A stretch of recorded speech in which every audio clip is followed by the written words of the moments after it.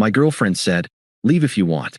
You'll be back begging within a month," after humiliating me in front of her friends. I replied, "Start counting." Then I moved to another city for my dream job and tripled my salary. A few weeks later, she called me.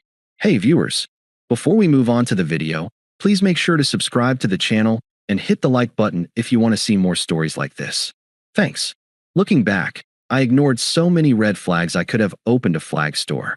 Vanessa had been chipping away at me for months, and I'd been too stupid, or maybe too hopeful, to see it for what it was. Little comments here, dismissive gestures there. Each one small enough that calling it out felt like overreacting. But they added up. Like the time her company threw a happy hour and she invited me to meet her work friends. I showed up ready to make a good impression. Her friends were already there, Jessica, Amber, and Qley. All marketing people, all dressed like they were hitting a club. Jessica greeted me first. "Oh, you must be Ethan. Vanessa's told us so much about you. Good things, I hope. She says you're very stable." The way she said it made it sound like a disease. When someone asked what I did, Vanessa jumped in before I could answer. "He does software stuff. Tech things. Honestly, I don't really understand it." She laughed, and her friends laughed with her. "Software engineering," I corrected. "I work on back-end systems for C." Vanessa interrupted, touching my arm. "He gets so technical. It's adorable. Adorable. Like I was a kid showing off a crayon drawing." I let it go.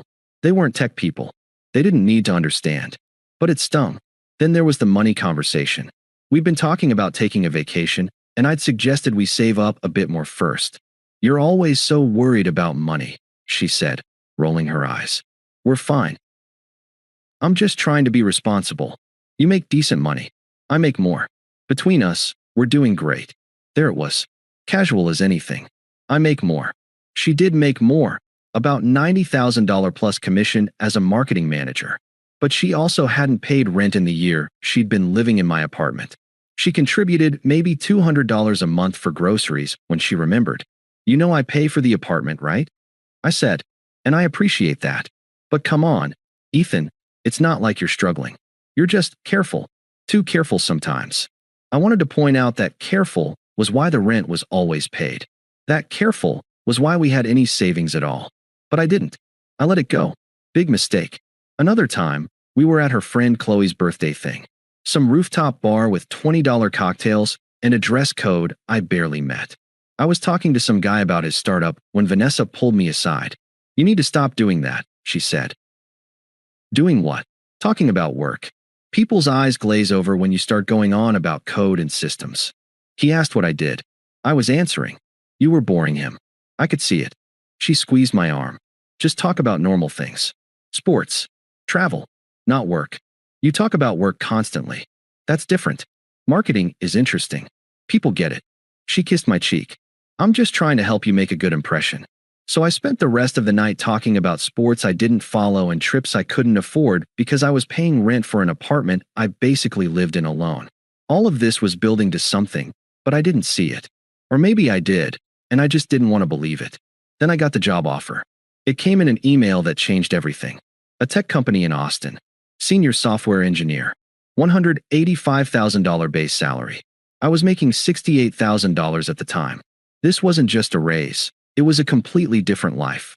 I told Vanessa that night over dinner. I got a job offer. Senior engineer role in Austin. She barely looked up from her phone. "Austin? Like Texas?" "Yeah. Incredible opportunity. The salary alone is triple what I make now." She laughed. "You're not seriously considering moving to Texas?" "I am. It's the kind of role I've been wanting for years." "Ethan, be serious. My job is here. My friends are here. We have a life. You can't just uproot everything for more money." "It's not just more money. Your job is fine," she said, picking up her phone again. "You're just having one of your moments. You'll feel different tomorrow." I didn't feel different the next day, or the day after that. But I also didn't push it. I had 2 weeks to decide. I figured we'd talk more about it. We didn't. And then came the dinner party. Vanessa had asked me to cook. She always did when her friends came over because, as she put it, "You're actually good at it, and I'm not." I spent 2 hours making salmon with roasted vegetables and homemade pasta while she got ready. Makeup, hair, changing outfits 3 times. Her friends showed up right on time. Jessica, Amber, and Qley dressed like they were going to a photo shoot. Ethan's playing chef tonight, Jessica announced, like it was hilarious. Yeah, he's useful for that, Vanessa said, laughing. I brought out the food. They barely acknowledged it. Dinner started fine. They talked about work, about influencer drama, about some Miami trip they were planning. I ate and listened, trying to find a way into the conversation. Then Amber turned to Vanessa. So, did you close that luxury car deal? Not yet, but I'm in final negotiations. It's a $200,000 contract. That's insane. You're killing it. Qley looked at me. What about you, Ethan? Still doing the computer thing? Software engineering, yeah? Actually, I just got offered a senior position. Vanessa cut me off. He's thinking about moving to Texas for it. She laughed. Like that's actually going to happen. The table went quiet. Amber raised her eyebrows. Wait, you'd move for a job? What about Vanessa? It's a really good opportunity, I said. Triple my current salary. Jessica leaned forward. Triple? What do you make now? Like $50,000. $68,000. Qley actually laughed. Oh honey, that's cute.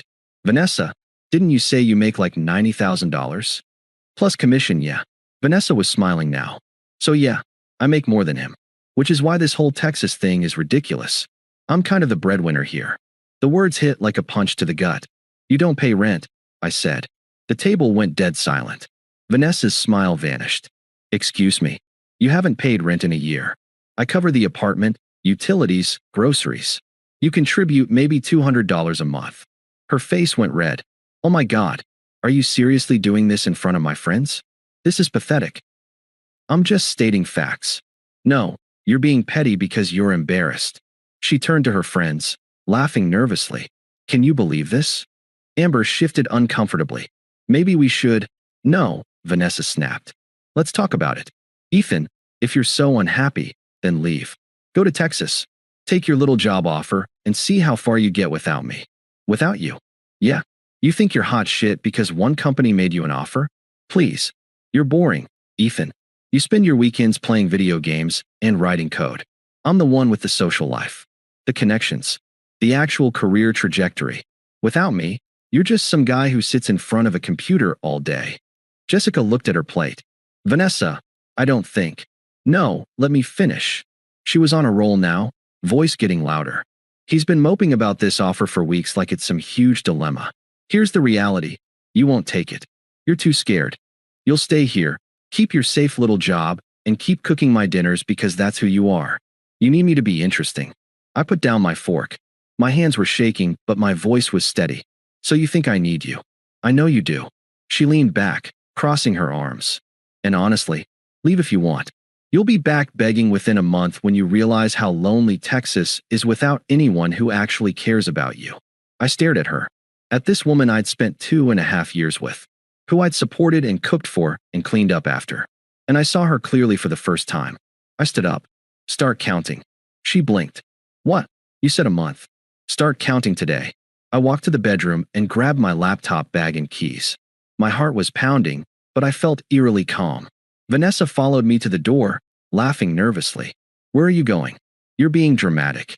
Out. Ethan, sit down. My friends are here. Your friends just watched you humiliate me. Enjoy the rest of your dinner. I opened the door. This is exactly what I'm talking about, she called after me. You can't handle confrontation. You run away. I turned around. I'm not running away. I'm leaving. There's a difference. I walked out and closed the door behind me. I drove to a hotel. Checked in. Sat on the bed for 20 minutes staring at nothing.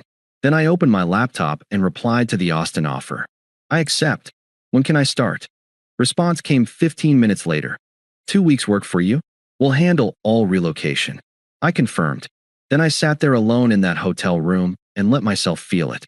The anger, the hurt, the humiliation of being talked down to in front of her friends while eating food I'd spent hours cooking. But also something else. Clarity. She was right about one thing. I was stable, reliable, careful, but I wasn't boring. I wasn't someone who needed her to be interesting. I was someone who just accepted a job that would triple my salary and change my entire life. And she wasn't invited. The next morning, I went back to the apartment while Vanessa was at brunch with her friends. Packed my essentials, clothes, laptop, important documents, toiletries, everything I'd need for the next 2 weeks. Then I wrote a note. Took the job. Moving to Austin in 2 weeks. Lease is in my name. You have 30 days to find a new place. I'll pay this month's rent to give you time. After that, you're on your own. Ethan left it on the kitchen counter with my key. Vanessa called 6 times that afternoon. I didn't answer. She texted, "Are you serious? You're throwing a tantrum over one dinner." I replied once, "Not a tantrum. A decision. You have 30 days. You can't just kick me out. We've been together over 2 years. Lease is in my name. You never paid rent. Legally, you're not a tenant. 30 days is generous. This is insane. My friends think you've lost your mind." I blocked her number. She called from Jessica's phone. Blocked that too. She showed up at my office. Security called up. "There's a Vanessa here to see you. Tell her I'm in a meeting. She says it's urgent. Tell her to leave or I'll file for harassment." She left. The next 2 weeks blurred together. I gave notice at my current job. My boss was disappointed but understanding. My team threw me a goodbye lunch. Turns out they actually liked me, respected me, thought I was good at what I did. Funny how I'd forgotten what that felt like. I hired movers and made arrangements for Austin. The company set me up with a relocation specialist who found me a great apartment downtown, modern, clean, walking distance to the office. Vanessa tried everything. Texts from different numbers. Emails. She got her mom to call. "Ethan, this is ridiculous," her mom said. "Vanessa made a mistake, but you're being cruel. She has nowhere to go. She has 30 days. That's more than most people get. You're going to regret this when you're alone in Texas. Maybe, but I'll be making $185,000 a year while I regret it." I hung up. The day before I left, Vanessa showed up at the apartment while I was loading the moving truck. "You're really doing this," she said. She looked terrible. No makeup, eyes red, hair pulled back. "I am. Over what I said at dinner. You're that petty. Petty is humiliating your boyfriend in front of your friends while he cooks you dinner. This is just consequences." I didn't mean it. I was drunk and showing off. I know. That makes it worse. What does that even mean? It means that's what you really think of me. You just usually have the sense not to say it out loud.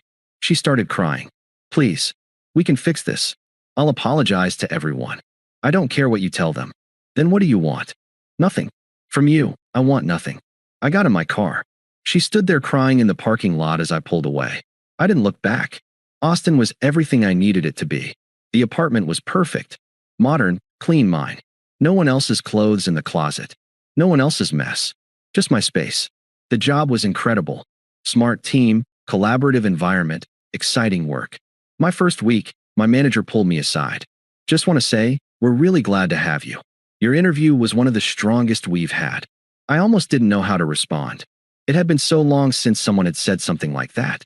My first paycheck hit $7,150 after taxes and benefits. That was more than I used to make in a month. Every 2 weeks, I bought new furniture, a proper desk setup, a real bed, art for the walls, joined a rock climbing gym, made friends, got invited to a climbing trip, went to a tech meetup, met people who understood what I did, who got excited about the same problems I was solving. I started remembering who I was before Vanessa convinced me I was boring. Through mutual friends, I heard updates. Vanessa had moved back in with her parents. Couldn't afford an apartment on her $90,000 salary when she actually had to pay rent. Her friends had stopped inviting her out. The dinner party incident had spread. Jessica apparently called it so cringe. She'd lost the car brand deal. Her work performance had tanked. She'd been asking everyone for my new number, my new address. I didn't care. For weeks after I moved, my phone rang. Austin area code. Didn't recognize the number. I almost didn't answer. "Hello, Ethan. Oh my God, you answered." My stomach dropped. "Vanessa, how did you get this number?" "I'm in Austin. I flew down. I needed to see you." "How did you get my address?" "Mark gave it to me." "Please, I'm downstairs. Can I come up?" "Mark. I'd deal with him later." "No. Please."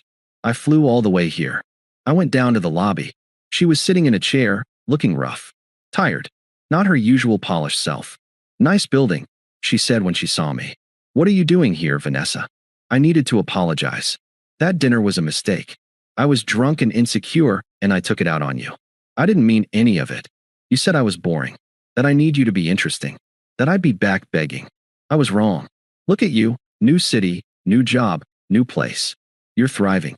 And I miss you. I miss us. I could get a job here. We could start fresh. I stared at her. You think I want you to move here? We were good together. Before I screwed up, I was insecure about your offer because it made me feel small. But I'm different now. Different how? I had to move back with my parents. My friends don't talk to me. I lost the car deal. Work's been awful. Everything fell apart without you. So you came here because you're desperate. I came here because I love you. No. You loved having someone to cook your dinners and pay your rent while you told your friends how much more successful you were. That's not fair. You made $90,000 and contributed $200 a month while calling yourself the breadwinner. She was crying now. I know. I was terrible. But people make mistakes. Don't I deserve a second chance? You told me I'd be back begging within a month. It's been 4 weeks. Here you are. In Austin. Begging. Don't be cruel. I'm not being cruel. I'm being honest. You wanted me to stay small so you could feel big. Now I'm actually successful and you can't handle it. That's not true. You want me to be successful, but not more successful than you. That's why you hated the offer. Please, she whispered. Just give me another chance. No. Just like that. Just like that. I flew all the way here. I looked at her and felt nothing. You said I'd be lonely in Texas without anyone who cares. Turns out I made friends. Got invited to a climbing trip. My team actually respects what I do. I'm not lonely at all. Are you seeing someone? That's none of your business. Her face twisted. So you just moved on? Replaced me that fast. I didn't replace you. I upgraded my entire life. You were part of the old version. I turned toward the elevator. You'll regret this, she called. I flew all the way here. I looked back one last time. Start counting. The elevator doors closed. 2 months later, I got a LinkedIn message. Vanessa Morrison, saw your promotion to lead engineer. Congrats. You were right about everything. I hope you're happy. I read it once. Didn't respond. Closed LinkedIn. My phone buzzed. Text from my climbing buddy. Still on for the meetup tonight? Yeah, I'll be there. I grabbed my keys and headed out into the Austin sun. Never thought about her again. Thanks for watching. Make sure to subscribe to the channel and hit the like button. What do you think about this story? Share it in the comments.